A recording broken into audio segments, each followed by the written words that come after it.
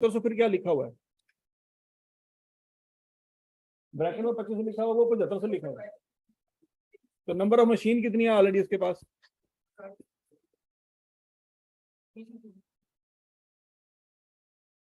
3। वो सवाल जो हमने किया था उसमें 5 मशीनें ऑलरेडी पड़ी थी, इसमें कितनी मशीनें पड़ी हैं? 3 पड़ी। अब देखेंगे अल्टीमेटली कॉपी पेस्ट छापा है पूरा उसी कंसेप्ट का जो हमने उधर पढ़ा था।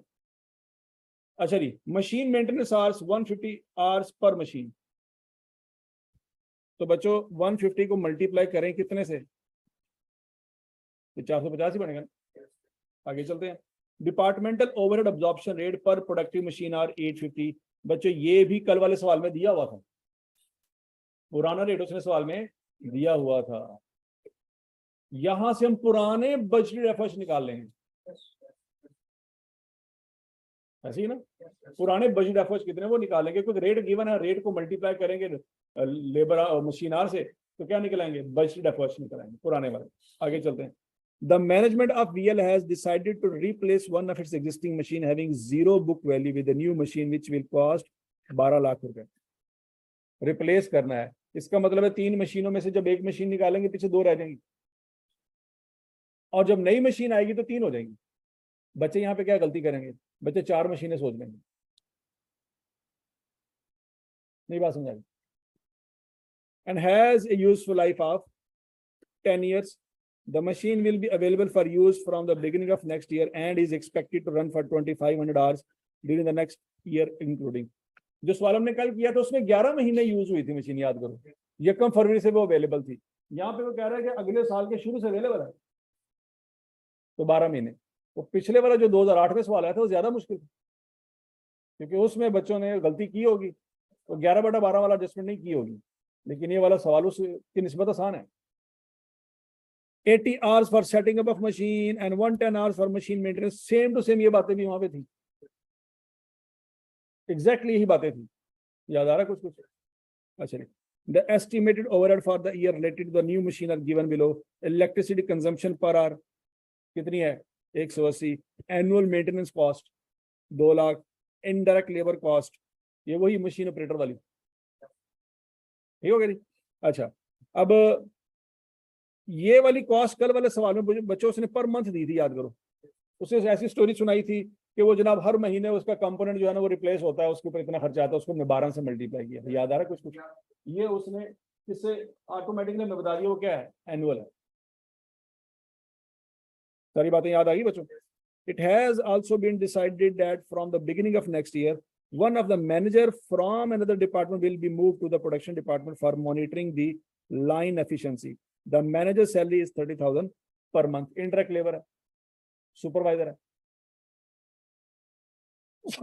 सोच लो। ये बात समझ आ रही बच्चों? निकालना क्या है? Compute the revised overhead absorption rate for production department for the next year. तो बच्चों ये देख लो, ये जिया टेक्सटाइल के साथ यहाँ पे आना चाहिए क्या? ये आटम 2022 का सवाल है ना?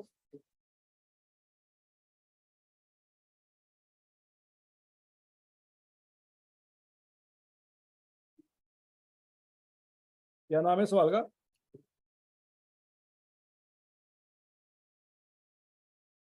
वीनस।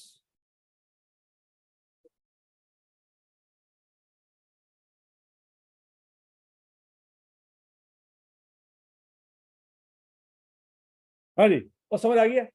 तो बच्चों वही सिनेरियो आएंगे जो यहाँ पे हम पढ़ रहे हैं, इसी तरह का सवाल आपको पेपर में आएगा। और तो इसलिए बच्चों ये सिनेरियो मैं आपको बार बार बता रहा हूँ, ये सिनेरियो आपके क्लियर होने चाहिए। मतलब खोते मंगो लगे 15 सवाल कर ले, फायदा कोई फायदा नहीं। अकल इस्तेमाल करो, 6 सवाल कर लो, ठीक हो गया जी। तो अब आंसर निकाल सकते हैं बच्चों हम?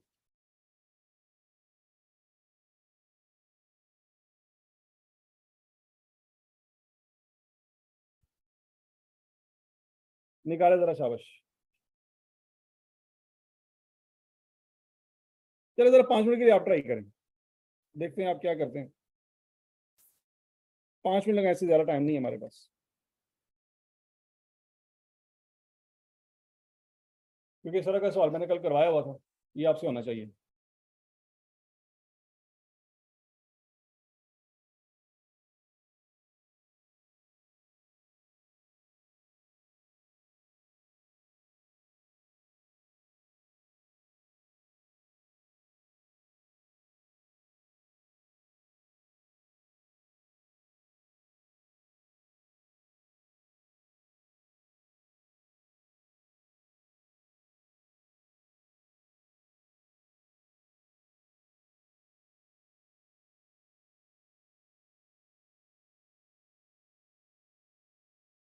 अच्छा मुझे कल एक बात बताएं, कल अब हमने जब हमने टोटल बजट ओवर निकाले थे पुराने वाले, तो उसमें हमने जो घंटे मल्टीप्लाई किए थे रेट के साथ, वो प्रोडक्शन आर मल्टीप्लाई किए थे या प्रोडक्शन में मेंटेनेंस वाले भी शामिल करके मल्टीप्लाई किए? याद करो याद करो याद करो याद करो। कल वाला सवाल कौन सा किया था हमने? जिया वाला। तो जिया वाला सवाल याद करते हैं।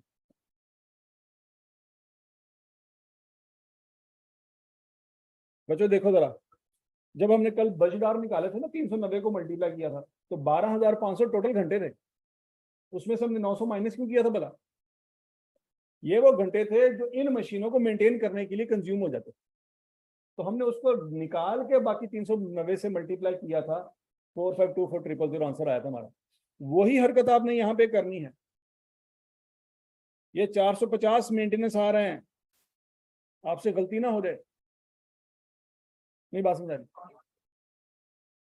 ठीक है, तो जब आप बजटेड ओवरहेड निकाल रहे होंगे ना, तो हो सकता है आपसे गलती हो जाए। बच्चों ध्यान से इस बात को याद रखना।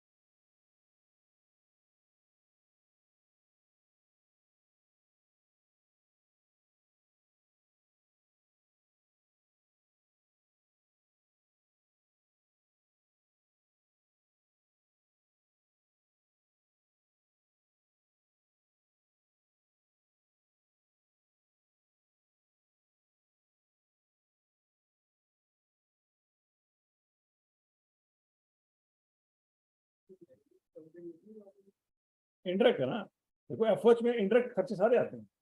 यहाँ पे अगर वो फ्यूल की बात करता, फ्यूल भी आना था। यहाँ पे इलेक्ट्रिसिटी की बात करता, वो भी आना था। यहाँ पे बिल्डिंग इंश्योरेंस की बात करता, वो भी आनी थी। क्योंकि जब हम ओवरहेड रेट निकाल रहे होते हैं, उसमें सारे इंटरेक्ट खर्चे लेते हैं। तो ये सुपरवाइजर है, तो ये भी इंटरेक्ट सैलरी, डायरेक्ट लेबर नहीं आनी चाहिए। अगर यहाँ पे आके बात करता डायरेक्ट लेबर की, तो वो ना लेते।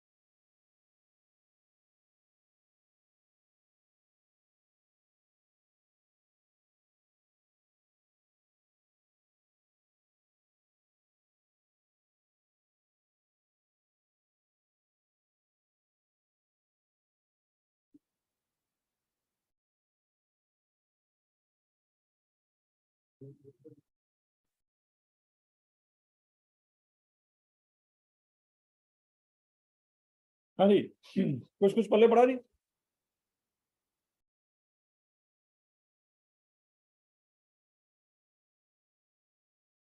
अच्छा जी बताएं जी, सबसे पहले क्या करेंगे? सवाल का देखते हैं ओवरऑल हमें करना क्या है।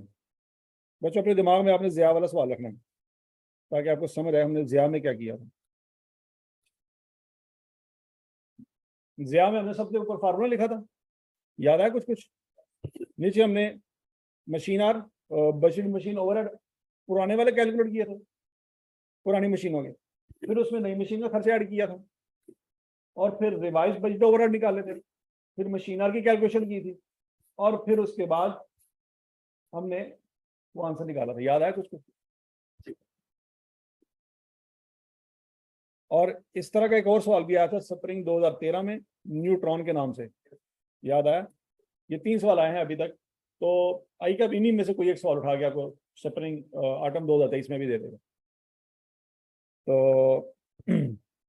अब वही बचो तरीकाकार हम यहाँ पे बिजनेस में इस्तेमाल करेंगे। सवाल में क्या मांगा थी?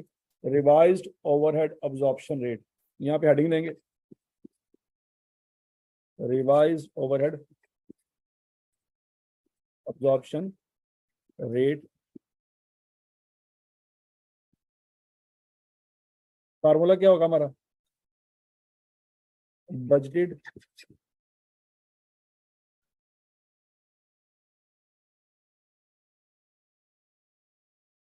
Budgeted machine hours. यहाँ पे एक अमाउंट आनी है, वो अमाउंट हमारे पता नहीं, ऐसी है और यहाँ पे आंसर आ जाएगा। अमाउंट के लिए हम वर्किंग नंबर 1 करेंगे बच्चों, और उसका नाम क्या रखेंगे? Revised budgeted overheads. पहले हम क्या निकालेंगे? Existing budgeted overheads. अच्छा, एग्जिस्टिंग कैसे निकालेंगे बच्चों? अब सोच समझ के जवाब देना आपके पास रेट गिवन है, कितना है जी? 850। तो बजटेड ओवरहेड अब्जॉर्प्शन रेट को नंबर ऑफ मशीन आवर से मल्टीप्लाई कर देंगे तो बजटेड ओवरहेड आ जाएंगे जो हमारे पास ऑलरेडी मौजूद थे। लेकिन वो वाले मशीन आवर लेंगे जो कि प्रोडक्टिव मशीन आवर होंगे। टोटल मशीन आवर कितने उसने बताया जी? कैसे पता लगा ये टोटल है? लिखा हुआ, उसमें से 450 का करने पड़ेंगे माइनस, क्योंकि ये नॉन प्रोडक्टिव है। कैसे पता लगा? ये लिखा हुआ है मेंटेनेंस वाले। तो बच्चों 7500 में से 450 क्या कर देंगे? माइनस कर देंगे, तो आंसर क्या आएगा? 7 ना करो यार, तुझे कीता है सवाल क्या?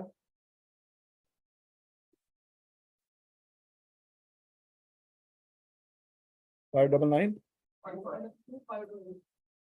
की कही जा रहे हो?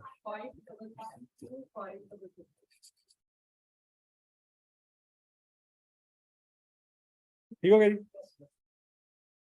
अब इसमें कुछ ऐड करेंगे बच्चों, overhead of new machine.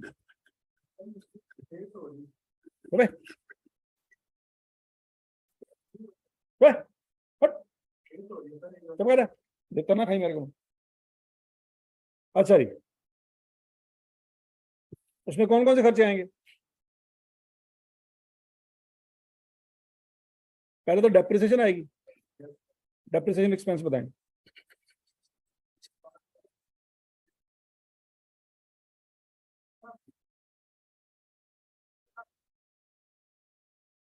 Scrap value बताइए इस सवाल में। कल वाला सवाल मेरे पास स्क्रैप वैल्यू थी। हाँ जी, 1 lakh.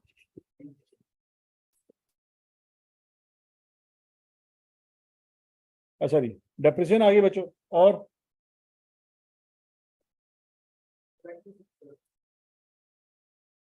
Electricity,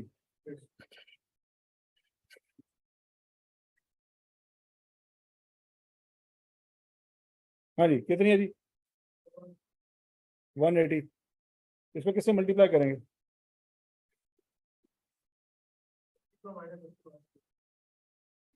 2500 minus 180।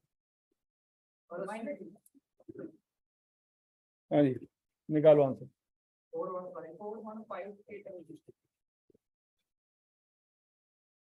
415 800। Next, maintenance cost,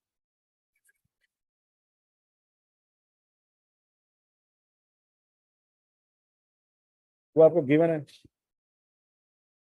कितनी है? 2 लाख। अच्छा, उसके बाद इंटरेक्ट लेबर कॉस्ट,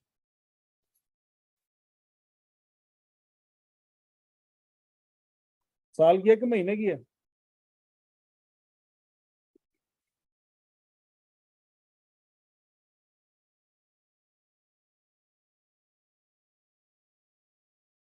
ठीक है जी, आगे चलते हैं।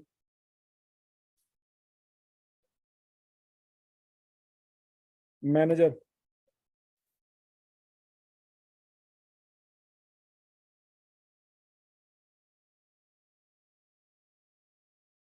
कितनी सैलरी है उसकी?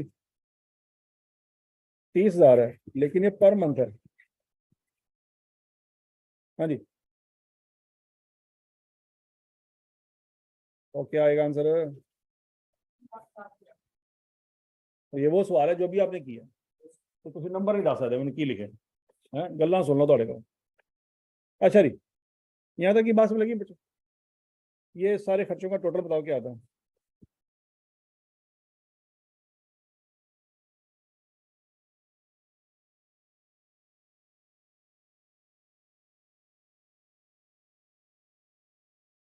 हाँ, शाबाश। 11,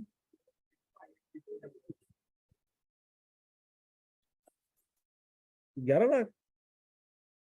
नहीं हाँ, 4, 5, 6, 7, 8, 9, ठीक है, 11,45,800, ये ऐड हो रहेगा बच्चों। अच्छा, अब less overhead of old machine, जो मशीन हम निकाल रहे हैं, निकाल रहे हैं कि नहीं निकाल रहे हैं? 850 हमारा रेट है। एक मशीन के घंटे हैं 2500, लेकिन उसमें सुपरमीन वाले घंटे हैं 150। नहीं समझ आई, नहीं समझ आई, नहीं समझ आई। तो वो मशीन चूंकि अब खत्म होगी, उसके ओवरहेड के खर्चे निकाल देंगे। हाँ जी, हाँ,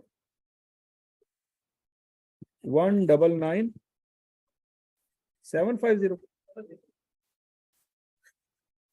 की बोली जानते हो?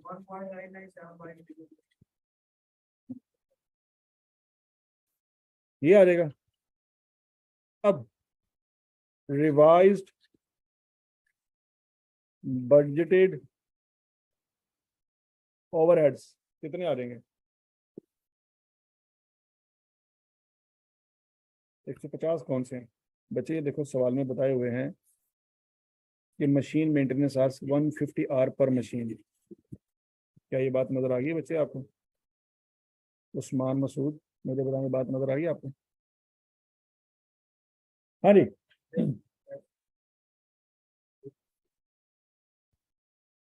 भाई, रिवाइज बजट ओवरहेड कर लो आंसर, प्लस माइनस करना चाहिए यार। एक वैल्यू ये है, इसमें ये जमा होना है, ये माइनस होना है।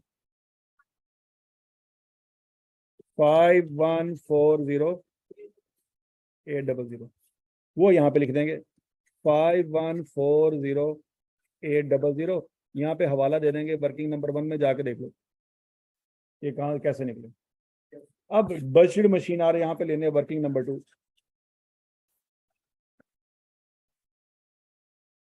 Calculation of budgeted machine hours.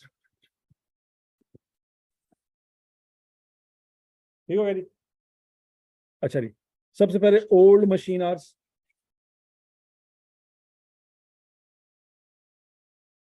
जो कि प्रोडक्टिव वाले हैं, वो कैसे निकालेंगे? 7500 माइनस 450, ऐसे ही है। तो क्या आंसर आता है? 7050। उसमें ऐड करेंगे new machine hours,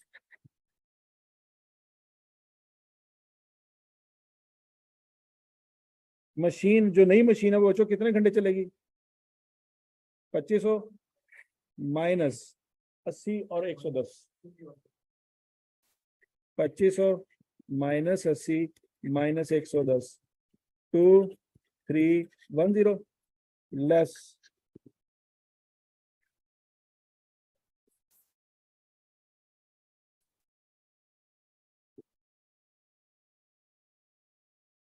replace old machine or जो पुरानी मशीन निकाली हमने उसके 2500 घंटे बनते थे, लेकिन उसमें वो 150 घंटा उसकी मेंटेनेंस होती थी। क्या आंसर आ जाएगा? 210 लितर मारे तीनों में है, माइनस भी नहीं करना था तीन।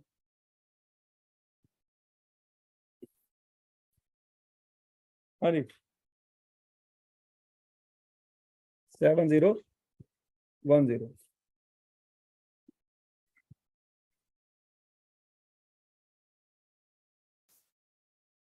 हाँ जी 733.35।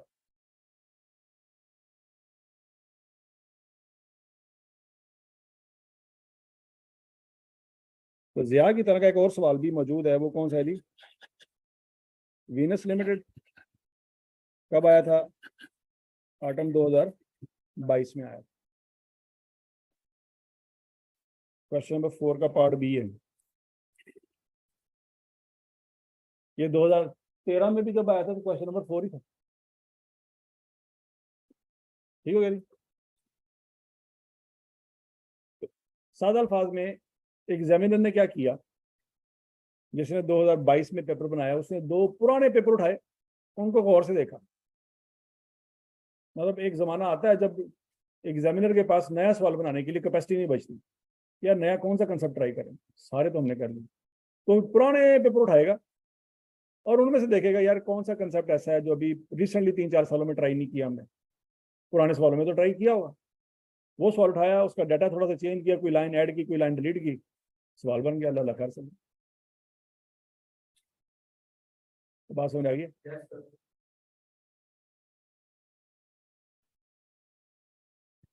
अच्छा जी बच्चों, अब सिंगल ओवरहेड रेट एक सवाल हमने कल किया था, एक आज भी कर लिया। बजट एफओएच डिपार्टमेंटल रेट समझ लगी थी? प्रोडक्शन कॉस्ट ये बात भी समझ लगी है? बोलो बोलो बोलो बोलो बोलो।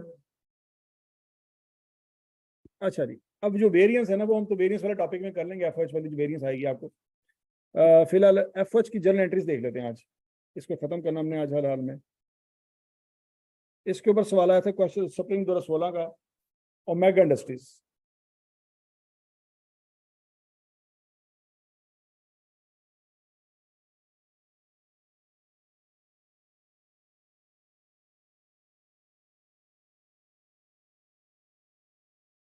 कब आया था ये स्प्रिंग 2000?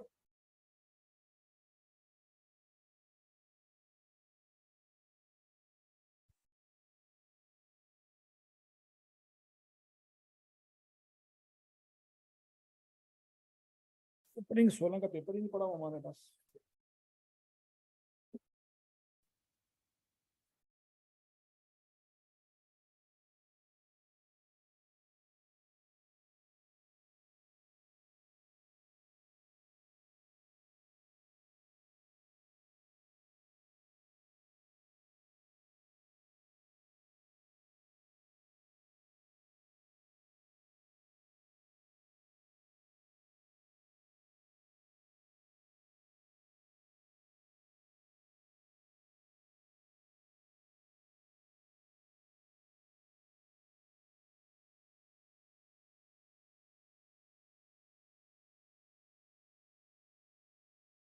सवाल का नाम क्या है जी? ओमेगा।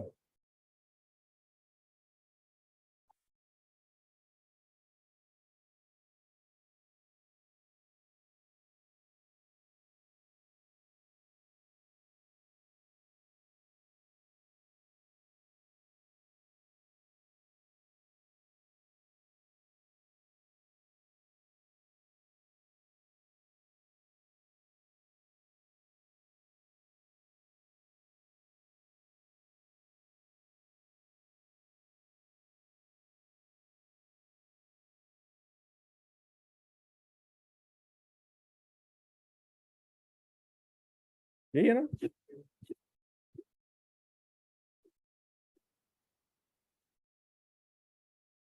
अब मजे की बात यह है कि ये पेपर आई की वेबसाइट पे नहीं पड़ा हुआ, लेकिन एग्जामिनर के पास तो पड़ा हुआ है।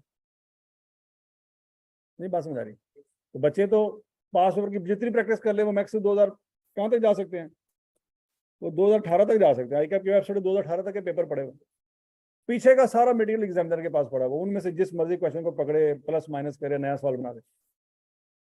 ठीक है जी। बहरहाल आपने ओमेगा इंडस्ट्रीज का सवाल है, जब कर लेंगे तो एग्जामिनर का अगला आने वाला अगर कोई डिफरेंट सिनेरियो का सवाल आ जाएगा तो वो भी कवर हो जाएगा। अच्छा जी, सवाल की रिक्वायरमेंट देखते हैं बच्चों। Compute product wise actual overhead for alpha and beta. ठीक है जी, ये तो आप कर ही सकते हैं कि नहीं कर सकते? ये सारी स्टोरी वही है बच्चों, मुझे नहीं जरूरत कि भाई मैं इसको दोबारा रिपीट करूं। ठीक है ना, ये उसमें खर्चे दिए हुए हैं, इनको यहाँ पे आपने क्या करना है, अपोर्शन करना है।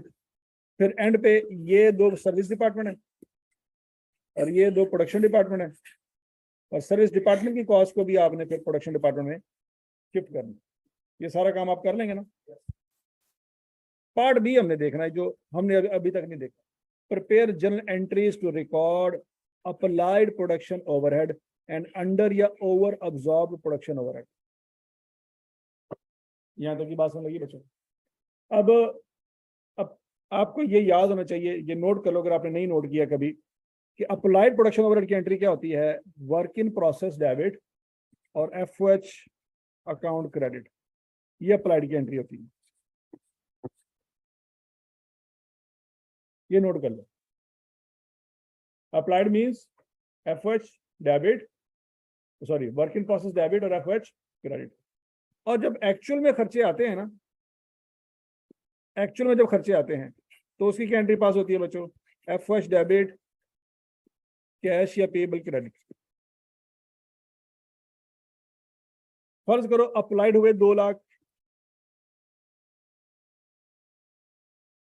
और एक्चुअल खर्चे हुए 1,90,000। अब आप एफओएच अकाउंट बनाए जरा। हमेशा याद रखना बच्चों, एक्चुअल डेबिट साइड पे आएंगे और अप्लाइड क्रेडिट साइड पे आएंगे, चाहे आप पेपर में भी लिखने को मसला नहीं। अब बच्चों डेबिट साइड पे एक्चुअल खर्चे कितने लिखे रहेंगे, 1,90,000, और क्रेडिट साइड पे अप्लाइड कितने लिखे रहेंगे, 2 लाख। क्या यह अकाउंट टैली हो जाएगा? बोलो बोलो बोलो बोलो। ये अकाउंट टैली नहीं हो रहा, एक तरफ 1,90,000 लिखा और दूसरी तरफ 2 लाख लिखा, 10,000 का डिफरेंस आ रहा है किस साइड पे, एक्चुअल वाली साइड पे 10,000 का डिफरेंस आ रहा है। दैट मीन्स क्या एक्चुअल कम है कि अप्लाइड कम है? एक्चुअल कम है, अप्लाइड ज्यादा है, तो इसका मतलब ये ओवर अप्लाइड हो गया, ये ओवर अब्जॉर्ब हो गया। अब ये 10,000 की एंट्री हमने करनी है, किसकी एंट्री करनी है, 10,000 की। तो मुझे बता दो क्या डेबिट करें क्या क्रेडिट करें? क्या अब ऑटोमेटिकली आपको नजर आ रहा है बच्चों एफओएच डेबिट हो रहा है, एफओएच के डेबिट साइड पे 10,000 लिखा हुआ है, तो एफओएच अकाउंट खुद क्या हो रहा है, डेबिट हो रहा है। फिर कोई दूसरा अकाउंट क्या होगा, क्रेडिट होगा। अगर बाय डिफॉल्ट क्वेश्चन साइलेंट है तो कॉस्ट ऑफ सेल क्रेडिट होगा। लेकिन आईकैप के माजी में 2-3 सवाल ऐसे आए हुए हैं जिसमें उसने बताया था, अपने मुंह से कहा था कि भाई ये ओवर अप्लाइड, ये under applied profit and loss को लेके जाना। बात सुन लगी है? आईकैप को 15-16 पास पेपर में से 1-2 दफा आईकैप ने ऐसी हरकत की है जिसमें उसने कहा है कि भाईजान जो ओवर अप्लाइड या अंडर अप्लाइड निकलेंगे कहाँ लेके जाने हैं, प्रॉफिट एंड लॉस में। तो जब प्रॉफिट एंड लॉस की बात करेगा तो बच्चों कॉस्ट ऑफ सेल की बजाय फिर हम क्या लिखेंगे, प्रॉफिट एंड लॉस। लेकिन अगर वो साइलेंट है, वो कुछ ना बताए कि कहाँ लेके जाने हैं, तो बाय डिफॉल्ट हम कहाँ लेके जाएंगे, कॉस्ट ऑफ सेल में लेके जाएंगे। क्या ये बात खत्म होगी जी? पीएनएल बेसिकली जो होता है ना, ग्रॉस प्रॉफिट से नीचे वाला हिस्सा, ग्रॉस प्रॉफिट से ऊपर वाला जो हिस्सा है उसको हम ट्रेडिंग अकाउंट कहते हैं। अगर आपने नॉन प्रॉफिट ऑर्गेनाइजेशन FAR 1 के सवाल किए हों तो उसमें आपने एक नाम पढ़ा था बार ट्रेडिंग अकाउंट, याद आ रहा है कुछ कुछ? कि एक एनजीओ के अंदर एक बार होती है जहां पे वो चीजें बेचता है, कोल्ड ड्रिंक बेचता है, पैसे इकट्ठे करता है, वहां से ग्रॉस प्रॉफिट निकलता है। तो वो sale minus cost of sale करके जो ग्रॉस प्रॉफिट निकालते थे ना, उसका नाम रखा होता था हमने ट्रेडिंग अकाउंट। तो ग्रॉस प्रॉफिट तक का जो पोर्शन होता है ना, उसको ट्रेडिंग अकाउंट कहते हैं। तो ट्रेडिंग अकाउंट से नीचे वाला जो नेट प्रॉफिट वाला पोर्शन होता है ना, उसको प्रॉफिट लॉस अकाउंट। अब समझ आई? तो मतलब सादा अल्फाज में कॉस्ट ऑफ सेल जब बताएगा तो ग्रॉस प्रॉफिट के ऊपर वैल्यू जाएगी, लेकिन वो कॉस्ट ऑफ सेल नहीं बताएगा तो ग्रॉस प्रॉफिट के नीचे वैल्यू जाएगी। ये फर्क है। और कोई इशू?